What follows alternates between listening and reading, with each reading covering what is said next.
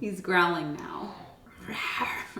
I can't believe my baby is going to be turning 1. You can hear him in the background growling. Today we're going to be making a smash cake for him. So I didn't know what this was until I had a baby, obviously, but it is for their first birthday, and you put the cake in front of them and they explore a cake for the first time. So the recipe that I'm gonna be following is from Ambitious Kitchen, and it is a healthy recipe because babies don't really need and they can't really eat a lot of sugar. So I decided it would be fun to make a little cake. We got some mini cake pans. I have 3, I think these are 4-inch cake pans. We got 3 of them lined with parchment paper.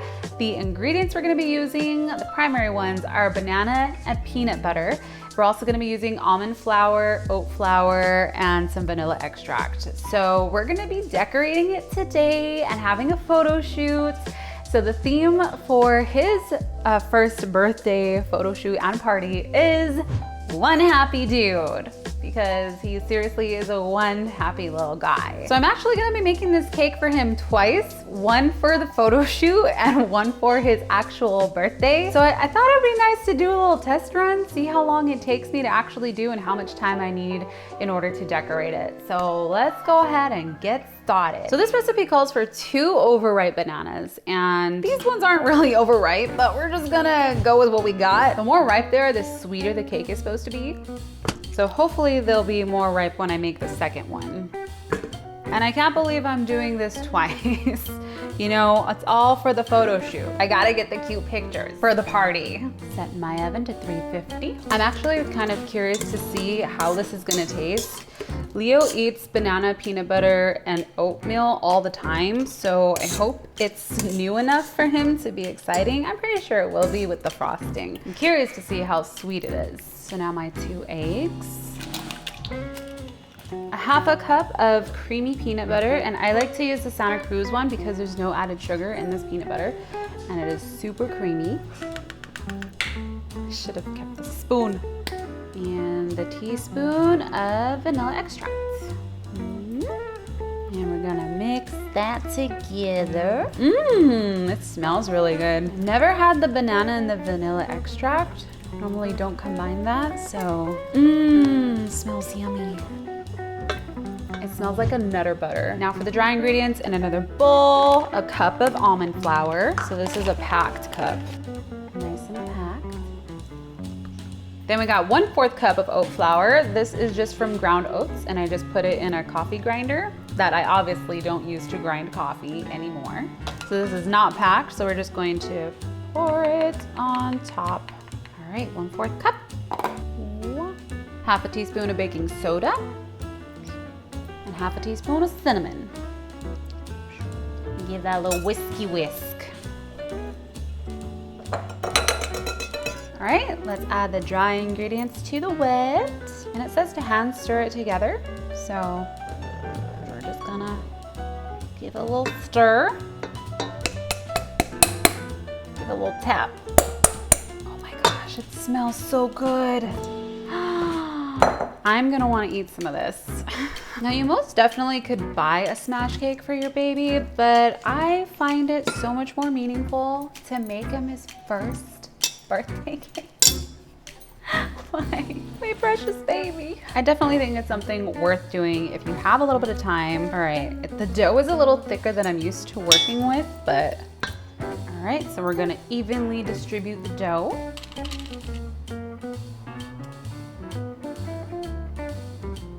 Evenly distribute this.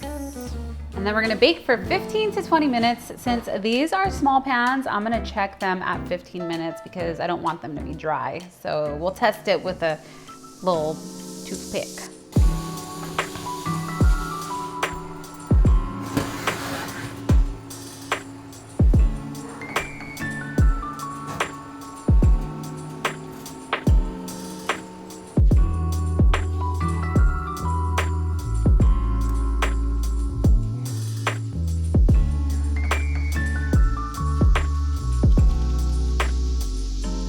So for the icing, there's a ton of different options you can choose from, but I decided to go with the cream cheese and yogurt option. You could also add a little bit of maple syrup for a little bit of sweetness. I'm gonna add less than the recipe calls for. So we're gonna use a full bar of cream cheese. This is the less fat one, so 8 ounces. And that's at room temperature. And then you're gonna add half a cup of Greek yogurt. This is the yogurt that we prefer to eat. Add that to a large bowl. Then I'm gonna use 1 teaspoon of vanilla extract.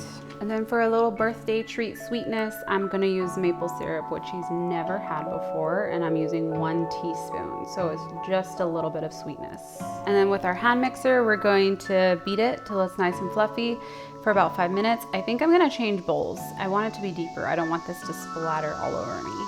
Okay, so let's get it nice and fluffy. I'm so glad I changed bowls.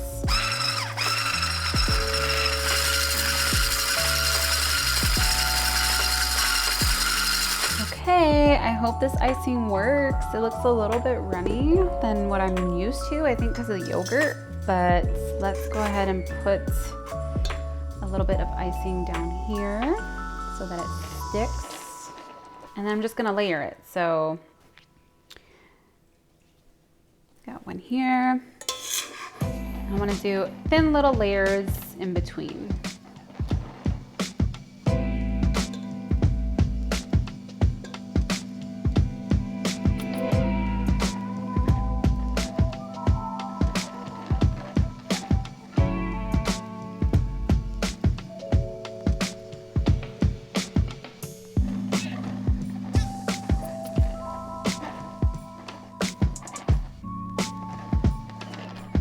So I was gonna do a crumb layer, but I think I like the style of it looking a little bit rough because we're gonna draw some smiley faces on it, and I don't know how that's going to hold up. So I think we're gonna just do 1 layer here, let some of the cake show through a little bit because I don't wanna put too much frosting. Again, this is baby's first cake and it's looking pretty cute.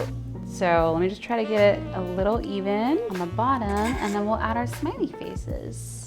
Just a little bit on this layer. I think I want to put it in the fridge for a minute or so while I'm adding the dye for the color. It's so little, I love it. I'm gonna pop it in the fridge really quick, give it a nice little chill. So to achieve the color that I want, I'm gonna be using these Watkins food coloring. I've never used them before, but there's no artificial dyes. They're all created from plants. So I'm really excited to try these out because, you know, we wanna avoid dyes for babies, especially like yellow 40, red 5, all those things.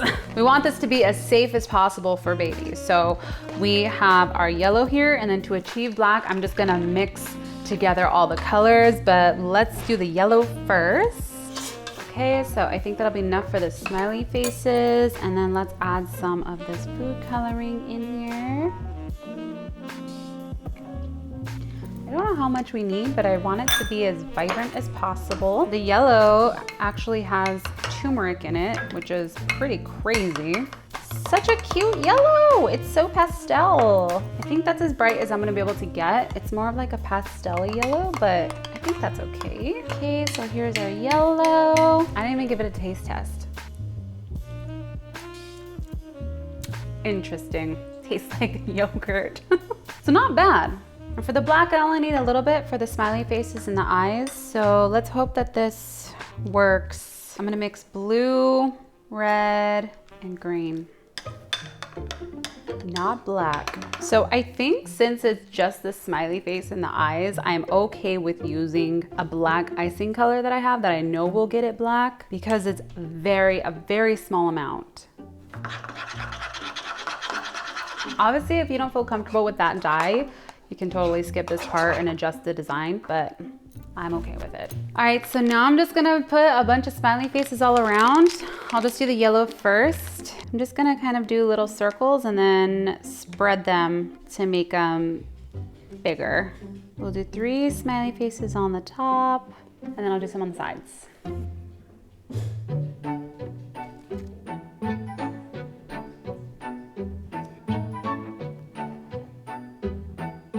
Now for the face. Probably should have used a tip for this. Most definitely.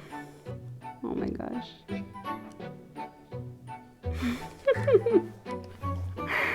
I should have used a tip.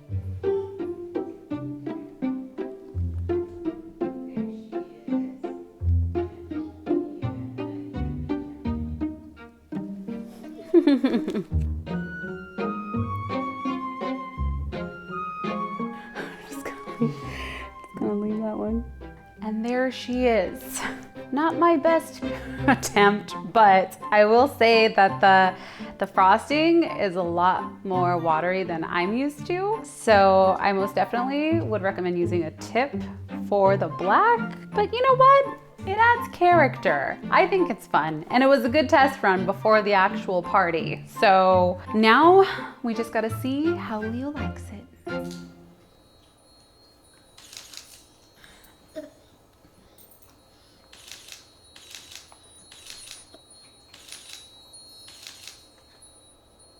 Yeah.